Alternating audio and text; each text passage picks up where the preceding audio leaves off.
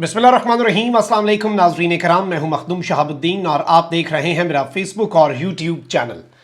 उम्मीद करता हूं आप सब लोग बखैर व आफियत होंगे और जहां भी होंगे अपने अहले खाना समेत खुश भी होंगे और महफूज भी।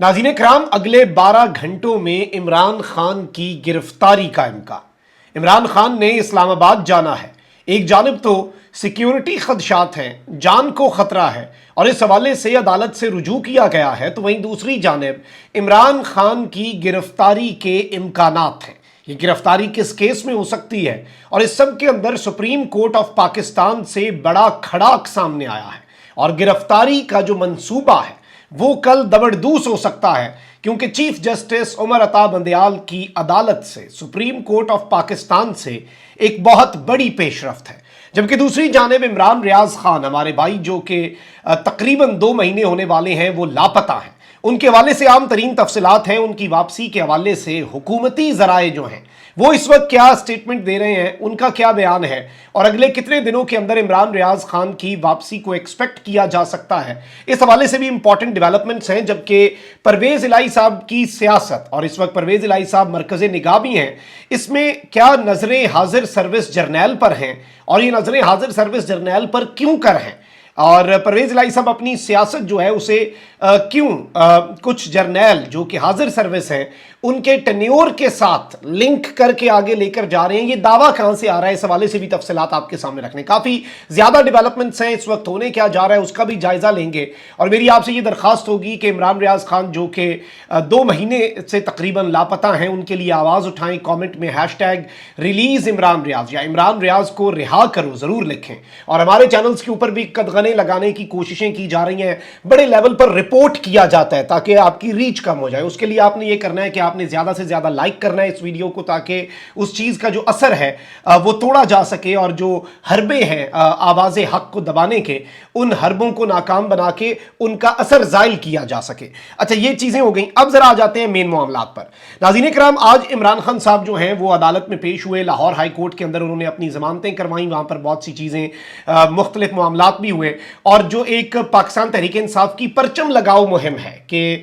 मुख्तलिफ लोगों ने ये खौफ के बुत तोड़ने हैं और इस वक्त पीटीआई के साथ ज़रा सी एसोसिएशन भी बहुत ज़्यादा ख़तरनाक साबित हो रही है लोगों के लिए, लेकिन इसके बावजूद खैबर पख्तूनख्वा ने बहुत अच्छे तरीके से रेसिप्रोकेट किया। इमरान खान साहब जो हैं उनकी जो परचम लहराओ मुहिम है उसमें पूरे खैबर पख्तूनख्वा में लोगों ने अपने घरों के ऊपर परचम लहराए, मोटरसाइकिल रैलीज निकाली और मुख्तलिफ जगहों पर हमने कल देखा और आपके सामने वो विजुअल्स आपके सामने आपको भी दिखाए। आज इमरान खान साहब जब लाहौर हाई कोर्ट पेश हो रहे थे तो उन्होंने भी ज़मान पार्क में अपना जो बाहर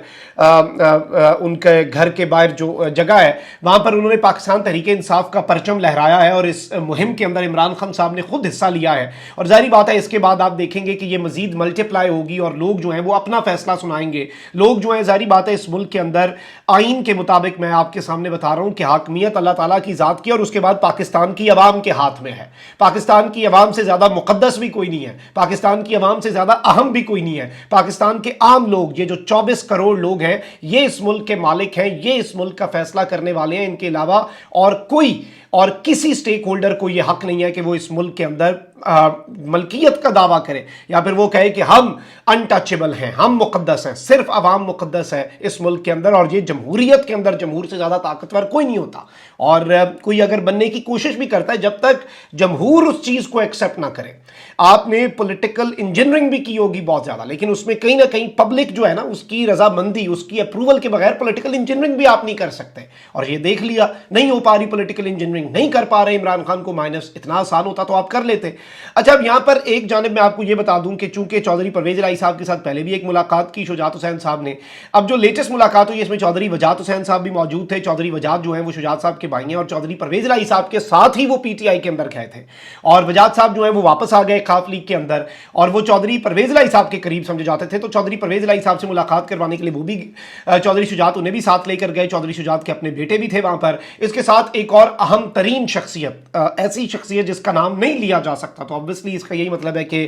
وہ شخصیت پولیٹیکل نہیں ہے، وہ بھی ساتھ انہوں نے وہاں پہ گئے، اور ظاہری بات ہے پرویز الہی صاحب نے یہی جواب دیا کہ میرا بیٹا مونس جو فیصلہ کرے گا، آگے سیاست اس نے چلانی ہے، میں نے تو اپنی زندگی گزار لی ہے، اور مونس کی سیاست کو میں تو اس طرح خراب نہیں کر سکتا، قربانی ہے میں دے لوں گا بیٹے کے لیے۔ تو مونس الہی صاحب جو ہیں ان کے ساتھ بھی پرویز الہی صاحب کی میں آپ کو یہ بتا دوں کہ گفتگو کروائی گئی ہے، اور اس وقت ایک الزام لگایا جا رہا ہے جی چودھری پرویز الہی صاحب کے اوپر، اور یہ اسد طور نامی جو ایک صحافی ہے یا یوٹیوبر ہے یا جو بھی ہے،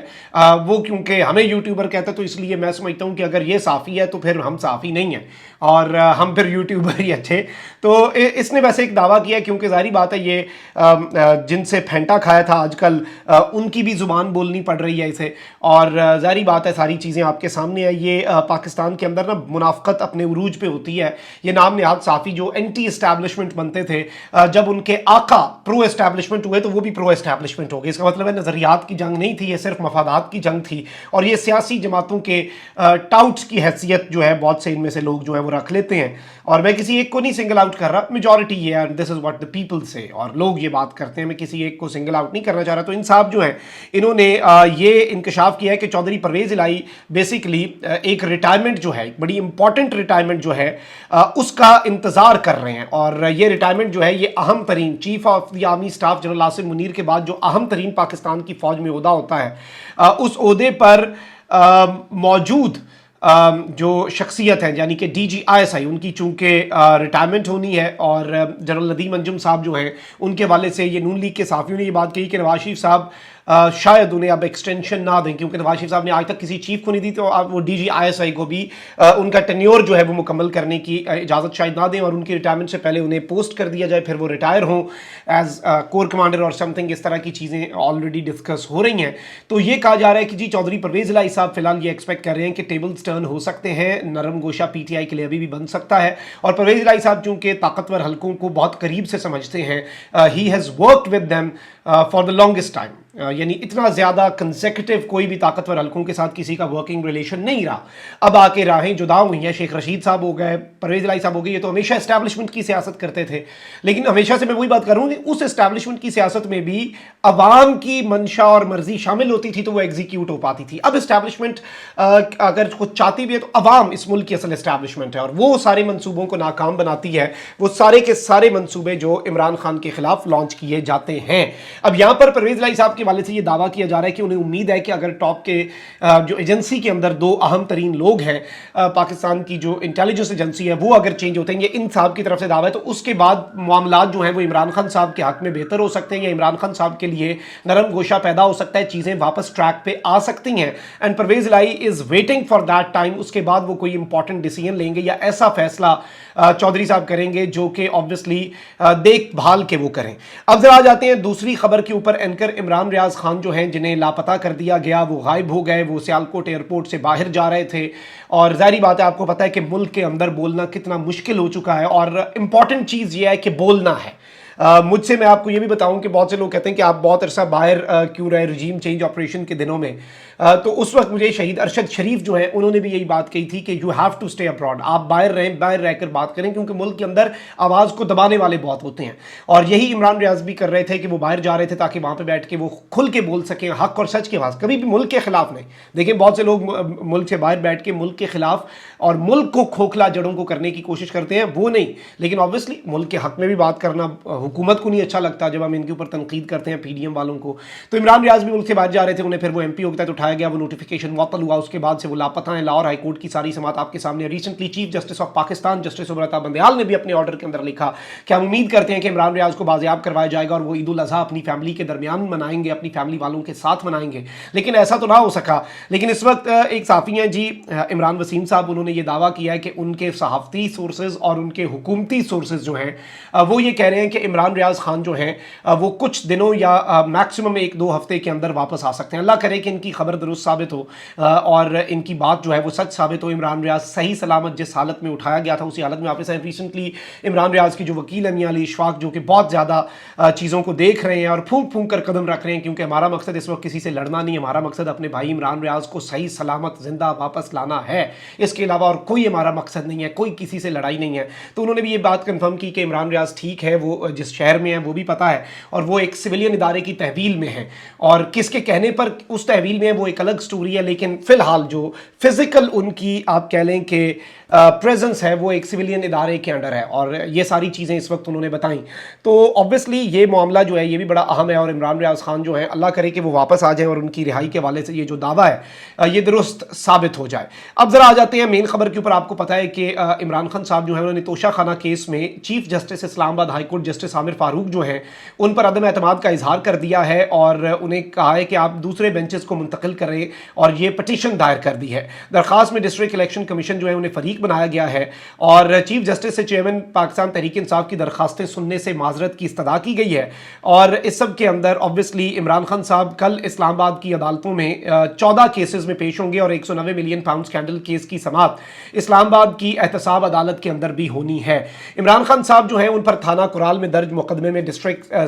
کورٹ اسلام آباد میں پیش ہوئے تھے. ان کے وکیل نعیم حیدر پنجوتا صاحب سیکیورٹی خدشات کی وجہ سے حاضری سے استثناء کی درخواست دائر کی. جوڈیشل مجسٹریٹ نے عمران خان صاحب کی حاضری سے استثناء کی درخواست پر سماعت کی، اور دلائل کے بعد معزز عدالت نے درخواست کو منظور کرتے ہوئے کیس کی سماعت 9 ستمبر تک ملتوی کر دی. آج کی یہ کل اب خان صاحب نے 14 کیسز میں پیش ہونا ہے. اس میں آپ کو یہ بتا دوں کہ چونکہ F8 کی جو کچہریاں ہیں وہ بہت زیادہ انسیف ہیں، اس سے پہلے بھی عمران خان صاحب کی سیکیورٹی کے لیے انہیں جوڈیشل کمپلیکس میں منتقل کیا گیا تھا، تو عمران خان صاحب کے جو کیسز ہیں انہیں جوڈیشل کمپلیکس میں منتقل کیا جا چکا ہے، اور وہ جوڈیشل کمپلیکس میں ان کی سماعت ہوگی. F8 کی کچہریوں میں عمران خان صاحب کے کیسز کی سماعت نہیں ہوگی. اس کے ساتھ چیف جسٹس اسلام آباد ہائی کورٹ پر عدم اعتماد کا اظہار کر کے انہیں کہا گیا کہ دوسرے بینچ کو سماعت کے لیے آپ کیس ریفر کر دیں، اور آپ سماعت سے معذرت کر لیں کیونکہ آپ ان بائسڈ نہیں رہے، آپ بائسڈ ہو چکے ہیں، آپ نے اپنی بائس بہت سے کیسز کے اندر دکھا دی ہے. اب یہاں پر میں آپ کو یہ بھی بتا دوں کہ عمران خان صاحب کو کوئٹہ میں ایک وکیل جو ہیں ان کے قتل کے مقدمے کے اندر گرفتار کرنے کا بھی منصوبہ ہے. آپ کو پتہ ہے کہ کس طرح سے وہ وکیل عمران خان صاحب کے خلاف پٹیشنر تھے.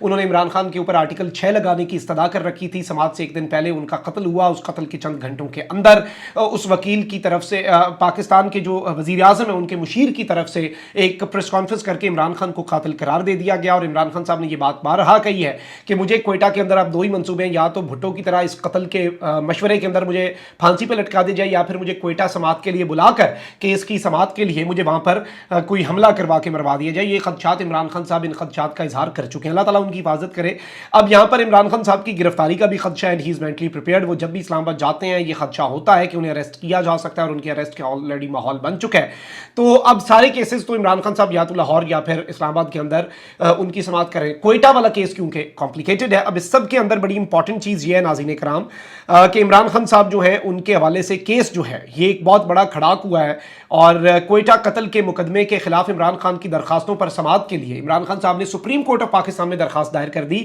اور سپریم کورٹ کا 2 رکنی بینچ بھی چیف جسٹس نے بنا دیا ہے، وہ کل سماعت کرے گا. اور یہ 2 رکنی بینچ جو ہے اس میں جسٹس اعجاز الحسن اور جسٹس عائشہ ملک کل صبح 9 بجے سماعت کریں گے. وکلا کے مطابق عمران خان بھی سپریم کورٹ کے سامنے پیش ہونے جا رہے ہیں اس کیس کے اندر، اور عمران خان صاحب سپریم کورٹ آف پاکستان میں پیشی دیں گے، اور وہاں پر پیش ہو کر